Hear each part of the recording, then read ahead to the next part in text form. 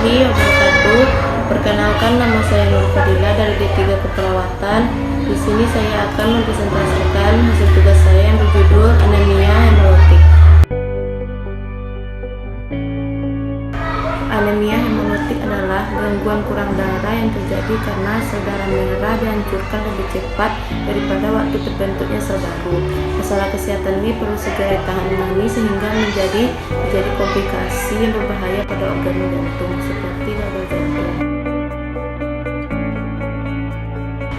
Tidak hanya pada orang dewasa, penyakit anemia hemolitik juga dapat diderita oleh bayi baru lahir atau anak-anak.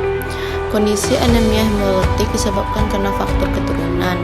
Ada beberapa kondisi yang menyebabkan seseorang menderita anemia hemolitik seperti anemia sel-sabit. Tidak hanya masalah keturunan, penyebab anemia hemolitik lainnya dapat dipicu oleh infeksi seperti tipes, hepatitis, atau paparan infeksi dari bakteri E. coli. Ketika mengalami sejumlah gejala anemia hemolitik, beberapa gejala yang umum tampak yaitu tubuh yang mudah lelah, pusing, kulit yang tampak pucat dan demam, urin berwarna gelap, mengalami gejala penyakit kuning, perut yang tidak terasa nyaman karena adanya pembesaran bagian hati dan limpa, serta jantung yang terus berdebar.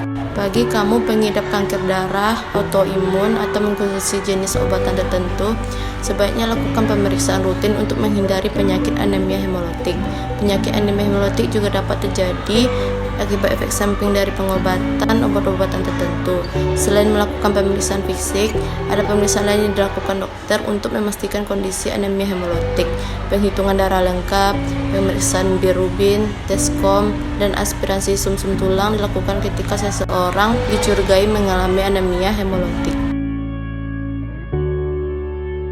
Anemia hemolitik tersebut bisa bersifat temporer, yaitu dapat diobati dan sembuh setelah beberapa bulan. Namun, bisa juga berkembang menjadi penyakit kronis yang dapat diidap seumur hidup dan kambuh sewaktu-waktu.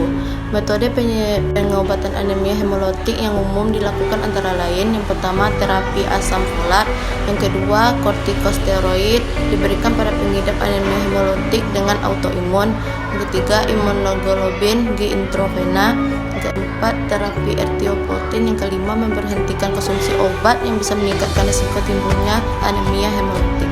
Makanan yang bagus untuk penderita anemia hemolitik yaitu mengandung asam folat tinggi, diantaranya yakni yang pertama, roti yang diperkaya nutrisi; yang kedua, sereal yang diperkaya zat gizi; yang ketiga, sayuran berdaun hijau; yang keempat, kacang polong; yang kelima, kacang-kacangan. Dan adapun makanan yang harus dihindari oleh penderita anemia hemolitik: yang pertama, makanan yang mengandung tanin; yang kedua, makanan yang mengandung asam oksalat; yang ketiga, makanan mengandung gluten; yang keempat, resveratrol; yang kelima, makanan yang mengandung fitat. Itulah hasil dari presentasi tugas saya. Kalau ada salah mohon dimaafkan. Saya akhiri. Assalamualaikum warahmatullahi wabarakatuh.